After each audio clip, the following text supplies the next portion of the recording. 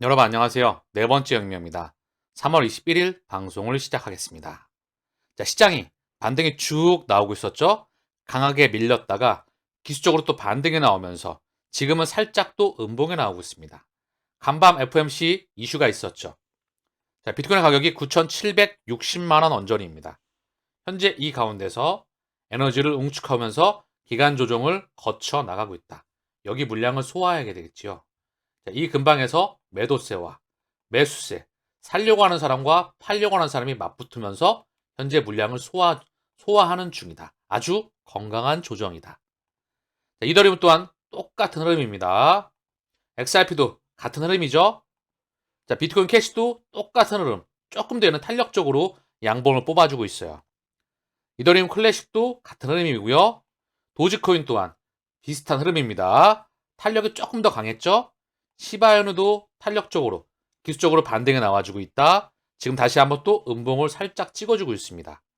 자, 그러면서 체인링크 또한 똑같은 흐름, 네오도 같은 흐름입니다. 현재 전반적으로 코인 시장은 온기가 불어나왔다가 다시 한번 찔끔 차익 실현 물량이 다시 한번 나오면서 요 가운데 물량을 소화하는 과정 중에 있습니다. 자, 그러면 미국 증시는 어땠을까 한번 봐볼까요? 자, 증시 또한 상승을 이어갔다. 자, 간밤 미국 증시 또한 나스닥, 다우, S&P 1.03, 1.25, 0.89 상승으로 마감을 하였습니다. 니케이 증시도 계속 달려나가고 있어요. 자, 그러면서 유럽 증시는 살짝 혼조세를 보이고 있는 상황입니다. 증시 또한 강했다. 대한민국 증시 또한 2.41, 1.44 코스피와 코스닥이 각각 상승으로 끝났어요. 자, 지표를 보더라도 원화가 강세였다. 달러가 약세였다. 국제유가는 살짝 꺾였다. 근데 희한하게 금값은 또 올랐다. 그러면서 시장 금리가 하루 동안의 흐름을 보면 쭉 아래로 흘러내렸습니다. 1개월 동안에 보게 되면 훅 튀었다가 살짝 내려왔죠. 자, 1년 동안을 보게 되면은 고점과 저점의 중앙 부분입니다. 3개월 동안의 흐름을 보더라도 찔끔 내려왔죠. 자, 그러면 시장 상황을 정리해 보면 주식과 코인과 원화의 강세였다. 국채 금리의 하락, 달러의 약세. 그쵸? 전반적으로 위험 자산의 시그널이 왔었다. 다만 희한하게 금만 또 튀었다. 연준 3회 이하의 암호화폐 일제히 상승. 비트코인 한때 6만 8천 달러를 회복하였다. 자, 시장이 이렇게 받아들이고 있는 걸까요? 미디어가 이렇게 조정하는 걸까요? 아니면 연준이 진짜 비둘기로 돌아섰을까요? 자, 보니까요. 점도표 아슬아슬. 올해 3회 인하를 유지한다. 바뀐 게 전혀 없습니다.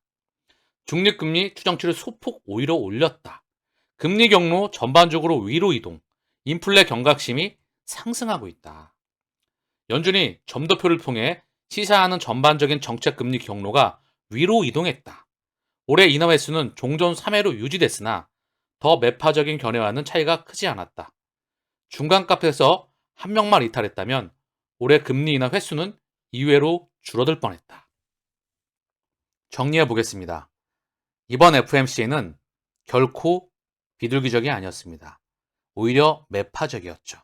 그런데 미디어와 시장이 비둘기적으로 긍정적으로 해석을 하면서 시장이 달렸다. 사실상 뭐가 어떻게 되든 2024년도는 버블장은 틀림없어 보입니다. 그러나 흔들릴 때마다 빠질 때마다 내 마음이 흔들거리죠. 그거는 본인의 몫입니다. 이 목적지는 정해져 있다. 자, 비트맥스에서 XRP와 코스모스, 아톰이 현물 목록에 등록되었다. XRP, 코스모스. XRP와 코스모스가 비트맥스의 현물에 출시되어서 사용자는 비트맥스에서 토큰, 입금, 변환 및 거래할 수 있습니다. XRP와 아톰, 코스모스가 비트맥스의 현물에 등록되었습니다. 자, 비트루에서 시바이누를 포함한 8개의 새로운 자산에 대해 XRP를 결합합니다. XRP와 쌍을 이루는 새로운 8개의 암호화폐 자산에는 시바이누, 페페, 봉크, 유니스왑, 월드코인, 오르디, 자하오, 옵티미즘이 포함됩니다. 리플 2024년 최고의 국경 간 결제 플랫폼으로 인정받았습니다. 핀테크 브레이크스루에서 리플이 2024년 최고의 국경 간 결제 및 디파이 인프라 플랫폼상을 수상하면서 결제 업계에서 리플의 전문성을 인정했습니다. 권위 있는 상을 수상하였다. 자, 그러면서 마스터카드 또한 같이 핀테크 브레이크스루에서 인정을 받았습니다. 자, 그러면 그래, 좋은 거 알겠어. 그런데 말이야, 가격이 왜 그 모양이야? 이 가격에 대해서 헷갈리시면 그냥 나랑 인연이 안 맞는 게 아닐까? 아니면 이거 말고도 다른 걸 같이 모아가시는 게 어떠세요? 얘는 원래 힘든 애야. 난이도가 높은 코인이죠. 근데 난이도가 높지만 미래는 결정됐습니다. 저는 100에 가깝다고 보고 있어요. 얘를 갖고서 펀더멘탈에 대해서, 결과물에 대해서 가격이 오래 걸리니까, 더디니까 그거에 대해 의심하신다면 그냥 투자하지 마세요. 뭐하러 본인이 투자해서 힘든 걸 하십니까? 다른 거 투자하세요. 다른 거 좋은 거 많아. 그죠? 이 시장에 투자해도 훌륭한 코인들이 넓어져 있습니다. 지금 아직도 상승이 나왔지만 아직 갈 길이 멀죠. 갈 길이 좀 가까워 왔다. 이제는 경제가 무너질 것 같아. 앞으로 올라갈지 내려갈지 판단을 못 하겠어. 그럼 거기까지만 투자하시는 게 맞겠지요. 저는 늘 버블을 외치고 있습니다. 먹을 게 한참 많이 남았다. 그렇기 때문에 지금도 비싸게 매집할 기회를 비트코인, 이더리움, XRP, 좌변, 우변의 알트코인들의 대장을 모아갈 기회를 함께 주고 있다. 일관되게 말씀을 드리고 있죠. 거의 맞았던 것 같은데, 그쵸? 시장을 정확하게 볼 수 있는 게 첫 번째 인플루언서의 덕목입니다. 디지털 결제 및 신원의 범위를 확장합니다. 액토페이는 스마트폰 또는 스마트폰 아닌 사용자에게 보편적인 접근, 안전한 오프라인 거래, 손실된 자금 복구, 사기 방지 및 사용자 제어 암호화 보안 및 디지털 아이디를 제공합니다. 오프라인 및 연결된 신뢰할 수 있는 트랜잭션을 활성화합니다. 액토페이 플랫폼은 최신 금융 레일, 보안 하드웨어, 모바일 지갑, 안전한 온라인 및 오프라인 결제 흐름을 결합하여서 전례 없는 효율성과 포괄성을 구현합니다. 자, 액토페이. 얘는 다시 한번 2023년도에 리플의 CBDC 이노베이트 최종 후보를 발표했습니다. 여기에 액토페이가 선정됐었어요. CBDC 이노베이트 2023, 전 세계 1200명 이상의 개발자가 CBDC 이노베이트 2023에 참가하여서 오프라인 CBDC 액세스, 오프라인에서 CBDC는 작동해야 됩니다. 여기에 대한 접근, 금융 포용성, 더 많은 사용사를 개선하기 위해 독특하고 참신한 아이디어를 제시했습니다. 여기에 액토페이가 선정이 됐었는데 최종적으로 리플 CBDC 이노베이트 챌린지의 일환으로 우리는 그것을 기쁘게 생각합니다. 액토랩스, 여기에 솔루션 액토페이가 1등으로 선정되었습니다. 자, 그래서 그 액토랩에서 액토페이 플랫폼은 금융 레일, 오프라인 및 연결될 수 있는 트랜잭션을 활성화한다. 오프라인 결제 흐름을 결합하여서 전례 없는 효율성과 포괄성을 구현합니다. CBDC는 온라인과 오프라인에서 동시에 작동해야 되겠지요. 그 일환이 계속해서 준비가 되고 있다. 코인베이스 4월 1일 도지코인 등 선물 거래 서비스를 출시한다. 도지코인, 라이트코인, 비트코인 캐시에 대한 선물 거래를 도입하는 계획을 발표했다. 이는 암호화폐 시장의 중요한 발전이며 코인베이스가 CFTC, 상품 선물 거래위원회의 직접적인 승인 없이도 새로운 상품을 출시할 수 있는 자체 인증 경로를 사용한다는 점이 주목받고 있다. 자, 파생 상품 시장까지 현물에 이어서 선물, 파생까지 파이가 커지고 있다는 겁니다. 도지, 라이트, 비트코인 캐시 이미 선택을 받았다. 사실상 장기 동행이 가능한 그런 코인으로 선택을 받은 것으로 보여집니다. 도지, 라이트코인, 비트코인 캐시. 비트와이즈 CIO가 IRA, 개인 퇴직계좌 운용사, 종합증권사, 조만간에 비트코인 현물 ETF를 채택할 것이다. 향후 수준으로 개인 퇴직계좌 운용사가 비트코인 현물 ETF를 매수할 수 있다.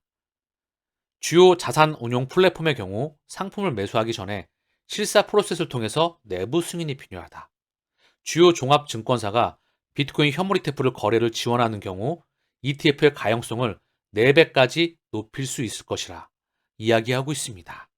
시장 파이가, 금융기관들의 파이가 커지는 겁니다. 퇴직 계좌까지 들어온다. 그리고 중소형, 중견, 대형 자산운용사가 번호표를 뽑고 기다리고 있다. 그러면서 이더리움 ETF까지 이어지는 겁니다. 그 흐름을 읽을 수가 있어야 돼.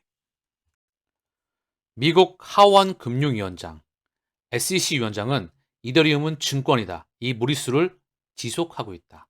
패트릭 맥켈리, 미국 하원 금융서비스 위원장이 언론 보도를 통해서 게리 겐슬러, SEC 위원장이 이더리움을 증권으로 분류하는 방안을 밀어붙이고 있다. 이는 과거 SEC의 입장과 정면으로 배치되는 행위이다. 미디어를 통해 이런 소식이 나오고 있어요. 그리고 게리 겐슬러는요, 어차피 악당의 역할을 자처하는 것 뿐입니다. 이 양반이 모르겠어? 그리고 이 결정은 그들이 합니다. 그런데 이런 소식이 이더리움에 대해서 미디어를 통해 계속 흘러나오고 있어. 최근 들어서 말입니다. 그런데 블랙록은 이더리움 기반의 디지털 유동성 펀드를 정식 출시합니다. 블랙록이 이더리움 기반의 디지털 유동성 펀드를 정식 출시하였다.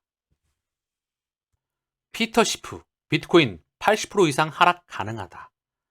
유럽 퍼시픽 캐피탈의 CEO죠. 매크로를 잘 보는 사람 중에 하나입니다. 비트코인의 80% 이상 하락 가능하다고 이야기하고 있네요. 여러분들의 생각은 어떠신가요? 그 근거를 보니까요.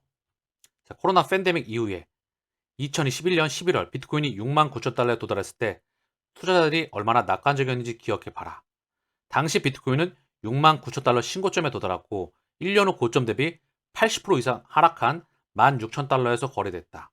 현재 대다수 투자자들이 훨씬 더 낙관적이라는 점을 감안할 때 2021년보다 더 큰 붕괴가 일어날 가능성이 높다. 어떻게 판단하시나요? 저의 판단을 얘기해 볼까요? 이때랑은 천양지 차이죠. 현물 ETF가 승인이 됐습니다.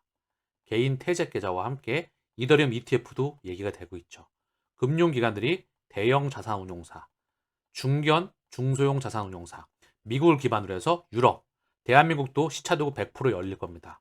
얘네가 자금을 쏘는 거죠. 그럼 이때랑은 천양의 척으로 다르죠. 그럼 다른 기준으로 한번 얘기해 볼게요. 지금 경제가 매우 안 좋습니다. 고금리의 환경이죠. 실물 경제가 언제 무너져도 이상하지 않습니다. 미국의 상업용 부동산도 언제 무너져도, 한국의 건설사와 함께 PF 파이낸싱, 이걸로 인해서 제2저축은행 이런 것들이 같이 연쇄적으로 시스템 리스크가 가면서 언제든지 자영업자와 함께 붕괴가 될 수가 있습니다. 언제 무너져도 이상하지 않죠. 유럽 경제도 유럽의 심장인 독일이 퍼지고 있습니다. 독일이 퍼진다는 건 유럽 전체가 퍼진다는 것을 의미하죠. 여기에 대비해서 중화권도 열심히 성장통을 겪고 있습니다. 수출에서 내수와 금융으로 전환하는 과정에서 공급 과잉으로 해서 부채가 무척 확대돼 있죠. 이런 와중에 사실상 언제 붕괴가 돼도 이상하지 않습니다. 지금의 천양적인 5.25에서 5.50의 미국의 기준금리, 이 고금리에 가상금리가 부여되면서 이 이익률을 뽑아내기에 절대적으로 가계와 기업, 역부족이죠. 그렇기 때문에 언제 무너져도 자산시장이, 실물 경제가 무너지는데 자산시장이 무너지지 않는 게 이상하겠죠. 그러면 무너진다고 하면 80% 이상도 폭락이 나올 수 있습니다. 근데 저는 지금은 아닙니다. 언제? 버블이 오고 난 이후에. 적어도 인플루언서라면 이런 데이터와 근거와 실물 경제를 볼 수 있는 힘을 기르면서 여러분에게 정보를 줄 수가 있어야만 됩니다. 그래야 적어도 제대로 된 인플루언서겠죠. 그렇지 않겠습니까? 자, 그리고 오늘 방송은 여기까지 할게요. 시장 흐름과 함께 알트코인들에 대한 흐름을 쭉 한번, 그리고 시장 흐름을 한번 쭉 훑어봤습니다. 자, 그리고 제가 멤버십을 진행하고 있으니까 다양한 자료가 제공되고 있습니다. 많이 참여하셔가지고 깊이 있는, 그리고 현미경처럼, 그리고 제대로 체계적으로 배우가 될 수 있을 겁니다. 자, 오늘 방송은 여기서 마치겠습니다. 감사합니다.